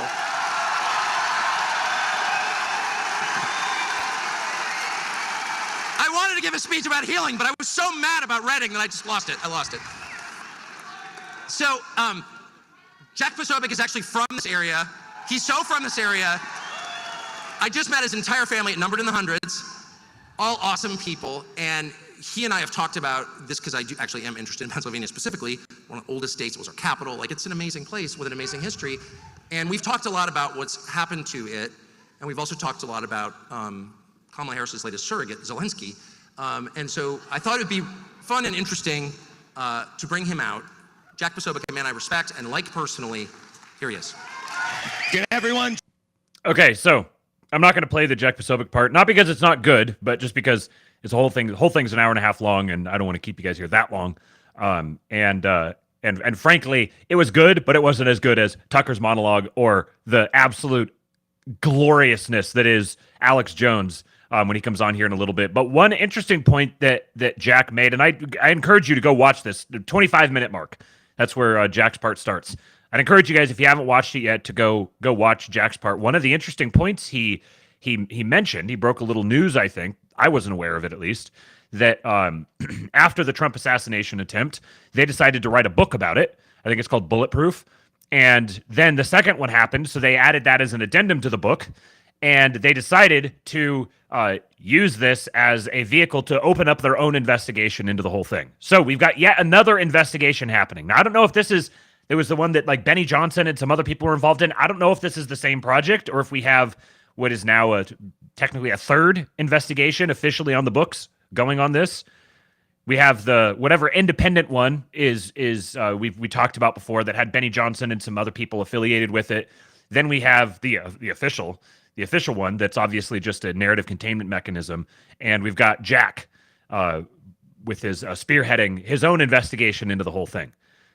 So no matter how the election goes, it's not like if we get the the worst case scenario that everything is just gonna melt away and we're all just gonna roll over and die. No, things are gonna get pretty hot and heavy. That's gonna be an escalation, and I don't want that. I don't want that future. I don't want the bloodshed that's gonna come from something like that. But yeah, so they have a good conversation. He talks about it growing up in Pennsylvania and his experience, how much his town has changed. And then they bring in the man, the absolute legend, Alex Jones. So we got to get to Tucker's intro of him, because his intro is great. Oh, come on. Don't be gay like this. I beg of you. Do we need to refresh the page? What is this, 47 minutes?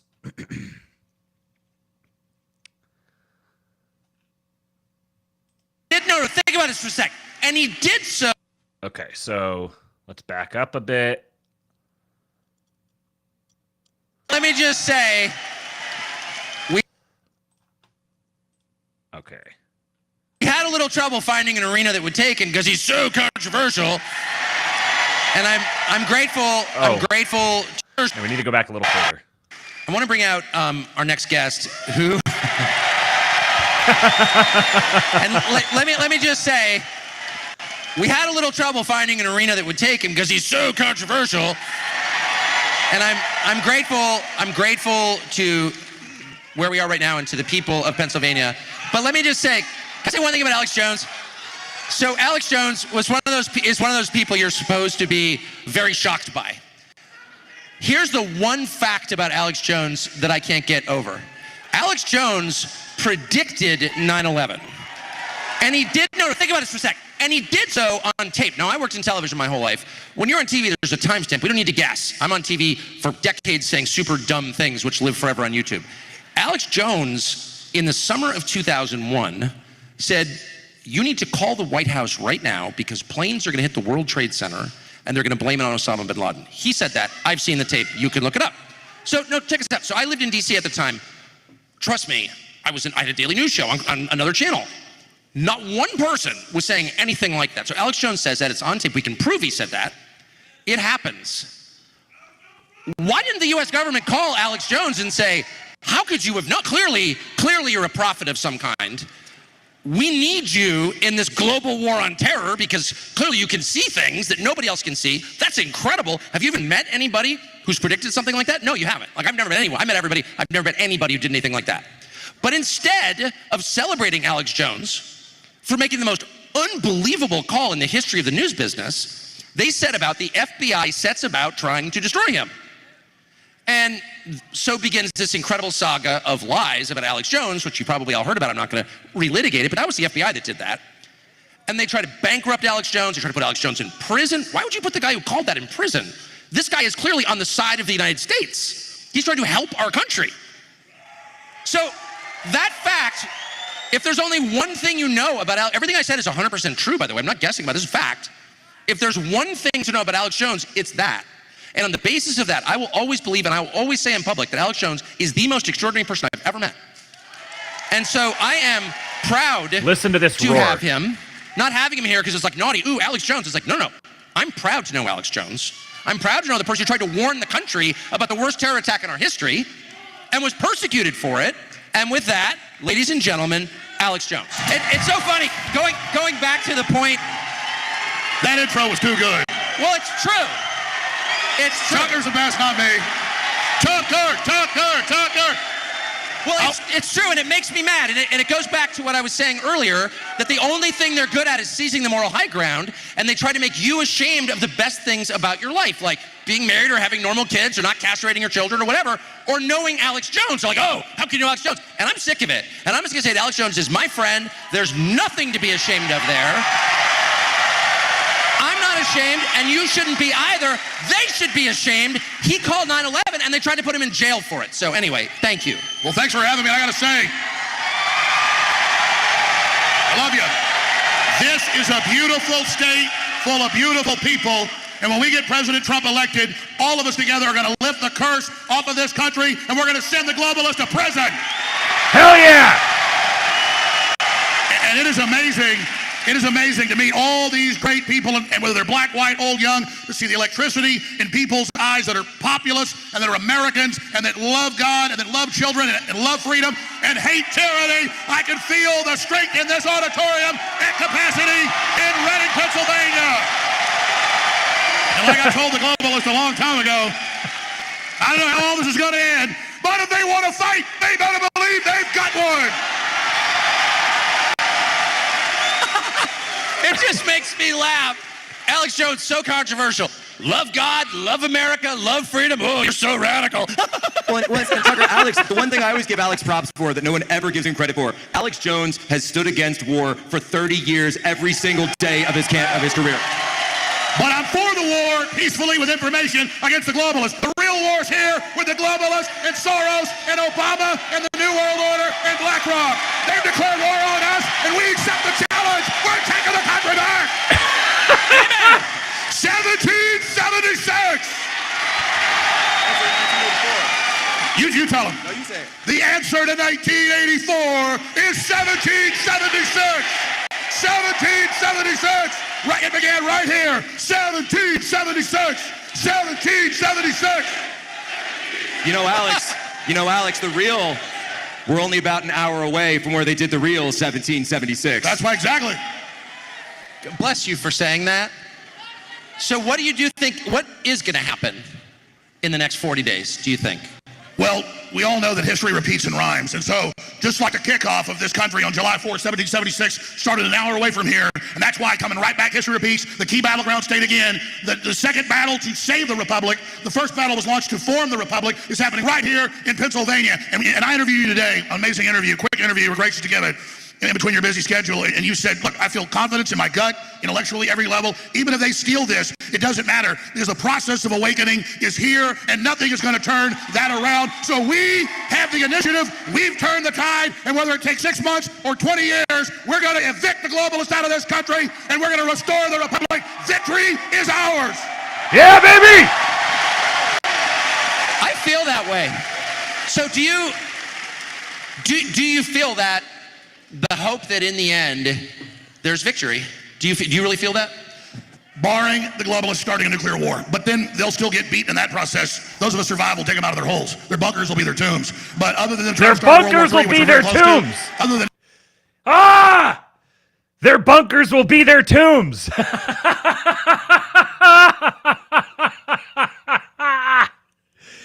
I love it how he just comes out just swinging. Full Alex Jones experience. And he's just getting started too. Oh man, he's just starting to get wound up. Do you really feel that? Barring the globalists starting a nuclear war. But then they'll still get beaten in that process. Those of us survive will take them out of their holes. Their bunkers will be their tombs. But other than them trying to start World War III, which we're very close to, other than end of the world stuff, our trajectory's victory. All over the world, populists are winning. All over the world, the incumbents are getting thrown out. All over the world, I mean, you go to a comment on Instagram where they even try to censor, and Bill Gates does an interview, there'll be 20 million views, and I'll read for an hour, I can't find one person that isn't exposing him. Klaus Schwab had to step down as the head of the WF. The globalists are hated. They just had their big Davos meeting earlier this year about getting trust back, and I watched the Clinton Foundation with Chelsea up there at her gala going, everyone hates us now more than ever. What do? We've got to censor them more, and Hillary crawls out from under a rock. We'll start arresting Americans for their speech. That'll teach them. I'll get you and your little dog too. We have forced them out in the open. They're weak. The mask is off, and now the sleeping giant is awakened. I mean, that's true, isn't it? That no one you ever meet in real life outside the Atlantic magazine and the Aspen Institute and that Freaky Walls character, no actual person is for any of this. And nobody's for tampons in boys' bathrooms. But they are, because we talked about this interview today, and of course you're a historian and a journalist, you know about it, but most people don't know about it. Of course this is all deliberate. The CIA in the 50s, 60s, 70s, and 80s funded Ms. Magazine, Gloria Steinem, Planned Parenthood. The whole thing is it's run by the globalists against our country since the 47 National Security Act. And they said in there, we're going to have ugly architecture, ugly art, ugly music. We're going to degrade the family. We're going to undermine the symbol of men being strong in the home. This is all declassified. And they sold that image to demoralize us and break our will. And we were asleep back then and didn't know the government had been hijacked. They thought Americans were intimidated and bullied and weak. No, we were asleep.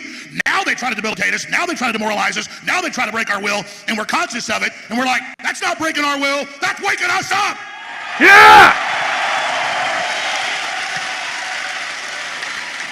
I gotta say, the main change that I've noticed, and maybe it's just me, but I'm from a very, very secular background, like most secular background. I'm literally from Southern California. One person. What are you doing in Redding? It's good to have you. California used to be a great red state. It was the best. But the point is, I didn't grow up around religious people at all. I didn't go to the church my grandmother went to at all. I've worked in the media my whole life in a big city up until 5 years ago. And in the last year, I know more people in my secular world who were mentioning God in conversation. And I just have to say, just take a moment here to appreciate the fact that we are sitting here on YouTube and on X watching Tucker Carlson and Alex Jones on stage barnstorming for Donald Trump. That's the world that we live in right now. How can you possibly wake up any morning without Alex Jones level energy? The shit that these men have been put through, all of them, that they're going through right now. And it's just focusing them. It's dialing them in. It's drawing them into the truth. Alex Jones's son was just recently catechized or baptized. I can't remember which one it is. I think Buck will probably know. He's in the chat right now. But here in Austin, in the Orthodox Church, we live in such an amazing time. So many great blessings. I can't believe that we get to sit here and watch this happen. Remember the hangover after 2020 into 2021, for most of 2021 and 2022. Okay, it's catechized, yeah. Most of 2021 and 2022 just felt dark, just foreboding. There was a cloud hanging over us. And now, I mean, imagine back then, if I would have played you a clip of this and said, this has 3 million views on X alone. Elon Musk owns X. And Tucker Carlson is broadcasting himself with Alex Jones campaigning for Donald Trump in Pennsylvania, where Donald Trump is about to win it in the election. I love the world we live in. I don't know if you're having this experience. It's very striking to me. Do you notice this? When we followed God, we had nothing but prosperity and success. When we got rid of God, everything fell apart. I mean, people think Texas is a boom place. It's got the crime, the filth, the Satanism, the degeneracy, the pedophiles. Pennsylvania, gorgeous state, fell apart in 10 years. California, one of the most beautiful places in the world, total deep red. Ronald Reagan, total crap hole now. It's spiritual blight, and people are recognizing that because now they understand we're getting sucked down a vortex into literal hell, and we got to reach back up to God, and God will take us out of this. You've been saying that for decades. I've always wondered, I've asked you this like 20 times in private over dinner. I'm proud to say we have dinner. But I ask you this, and you never give me a straight answer, but since there are thousands of people watching, maybe you will now. What's it like to be vindicated on everything? Well, I mean, it's scary because, I realize that with a lot of power comes a lot of responsibility. And a lot of times with the media, I'll joke around satire-wise, and I'll see it at the cover of the New York Times, and clearly people aren't seeing the video. I'm saying it's a joke. Like, Jones wants to kill his neighbors. No, I said, if there's a nuclear war and we all collapse, and my kids are starving, I run out of storable food, I will eat the liberal neighbors, not my conservative ones. It's more of a... I will eat your ass! It's more of a joke, but so when people take what I say so serious, I joke a lot less. I used to joke a lot, but now the show is not, I used to be like half comedy because I like to have fun. So I take it really serious now because I realize they twist everything. So it's a lot of responsibility, but I also wish I was making predictions with the proviso that if you call the White House and tell them don't fly planes to the World Trade Center and then bring in the police state and then invade the Muslim countries to bring them in here, not even go after radical Islam. If you do I was saying if you call the White House and tell them don't do it, they may not do it. But of course, I have a big enough audience, people didn't believe me, so we couldn't stop them. So I make these predictions about probable futures because I can see all the evidence pointing towards it so that we can stop it. But now the good news with Elon and you and so many others that are fully awake and reaching a lot more people than I ever did, folks are really waking up and their knowledge curve is going parabolic right now. So we're in the driver's seat, but that makes the globalists very dangerous and the empire is going to strike back. How? Well, they always love to pre-program it. So Klaus Schwab is a cyber attack will make COVID look like a minor inconvenience. Kind of in a Russian accent instead of a German one. Of course, you will eat the bugs and you will love it. But these are real quotes. We don't need too many people in the future to polish the robots. These are real quotes. You all know Harari. Oh, the future's not human. You're just obsolete. We're going to be the gods. I don't believe in God now, he said, but I'll be the God in the clouds. Ray Kurzweil at Google, he says, I don't believe in God yet. I'm going to become a God. But to do that, all you folks who just want to be good people and live a good life and experience God's great creation and love God, you need to be gotten out of the way for the rise of their new uber-mentioned Superman. So we're right back to all of that, and that's why we have the official plan of depopulation by the UN down to 500 million. That's an 80+% reduction. That's official. That was on the Georgia Guidestones in Georgia until somebody blew it up, but nobody got hurt, thank God. So the agenda is you're garbage, you're just a consumer. You're like weevils in the pantry eating their flour or something, and you just have to be gotten rid of because you don't fit into their beautiful, magic, wonderful plan. I was watching the Davos group. They have meetings all the time at their World Government Summit about a year ago when Elon came on via video link, and he said, listen, people don't want your world government. It centralizes things. It's tyranny. People are rejecting you. We need diversity of countries and sovereignty and peoples, like firewalls in a building or bulkheads in a ship. But in some of the other meetings, they had these globals that were going, we're just doing something so beautiful, what we're bringing them. I don't know why they're opposing us and don't trust us. Well, because you just want to depopulate us because you're selfish, demonic pigs who love the raw power of destroying people because America, for all its faults, was the best house in a bad neighborhood. And the whole world for 100, 200 plus years, but really the last 100, aspired to come here, aspired to have our freedom. And the globalists can't have this country exist and have their horrible global technocracy, slave plantation, AI system in charge if there's a place that's still free and open compared to everywhere else. So we've got to be brought down and used to bring tyranny to the world while we're being destroyed and while we're paying for it. So the whole world turns against us and we collapse. And so the idea of America is discredited so that other people around the world don't ever try to go the path of our republic, which is diametrically opposed to their globalist, satanic death cult. And that's why they're attacking America. He is in an absolute flow state. I'm doing a regular daily live show now has given me an even deeper appreciation for Alex. The way the dude has a brain like a steel trap for facts and quotes and specific details. And he like almost doesn't even care about the details themselves. Like he's going to deliver them to you, but it's like, I've got to deliver this stuff. I got to get this stuff out of my brain. So there's the sources. I've got the sources. I got the papers. I've got the documents. I'll give you all the sources and all the documents, but you need the bigger picture. You have to understand what's happening here. His brain is amazing. Like, I don't know whether he's like the perfect blend of the two sides of the bell curve.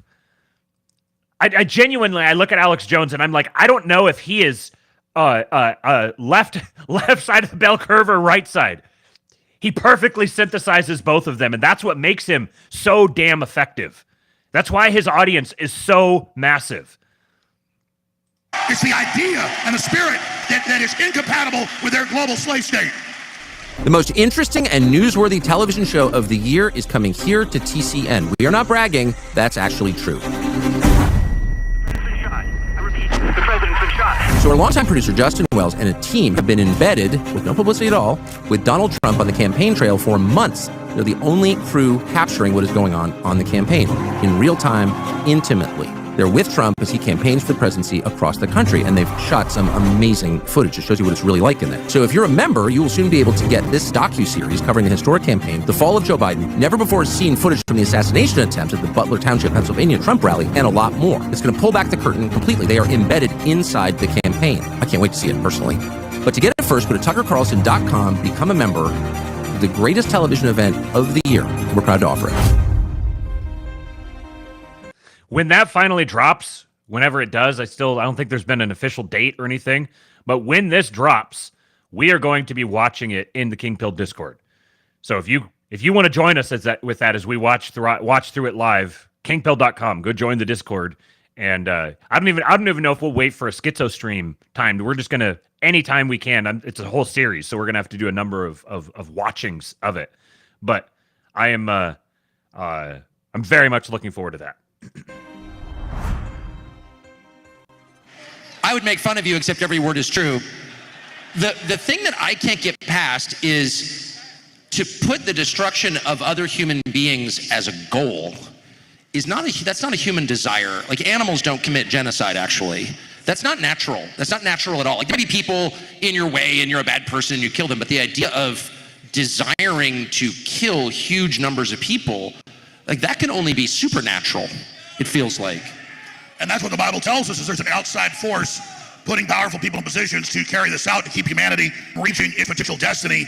And God gave us free will, and so there's the tester there. And so that is the mission and the existence of Satan, whether you believe that's a real thing, as I know it is, or an archetype, regardless, it's there. And if you read the robber barons 120 years ago and the social Darwinism that came out of it, they wrote books and said, when we do evil, bad things and kill people in mass, we are the apex predator. We're doing them a favor to make them stronger. So it's really just eugenics. But at the end of the day, you study the globalists, they're not just trying to kill the weak and the infirm and the low IQ, which you're not supposed to do as a human made in the image of God. You're supposed to build up the weak. Christ said, suffer the little children, what you do to the least of me, you've done to me. Better for you to have a millstone tied around every thrown in the ocean. But the globalists put fluoride in the water for everybody. They hate the smartest and the best and the freest because it competes with them. And so they're trying to stop their competition. Those people that love God and have free will, because we're much stronger and more powerful than them, but we don't seek power. And every moment they're thinking, if we wake up and take... Oh, it dropped. This is interesting because I've done this a lot of times now, so I wonder what it picked up on to drop it this time. All right.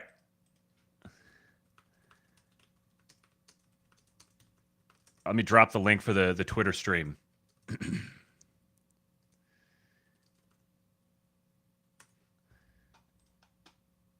Twitter. Let me grab the link.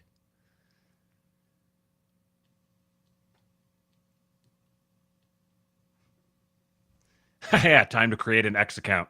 All right, those of you who are watching on X, just bear with me for a sec here while I grab the link and pull it over here. All right, I'm going to drop this in the YouTube chat for those of you who are still in there. All right, I'm going to give everyone just a minute here to move on over And then it's funny because we're just starting to get to the stuff that I thought was going to be a little sketchy for YouTube. So let me just end the stream.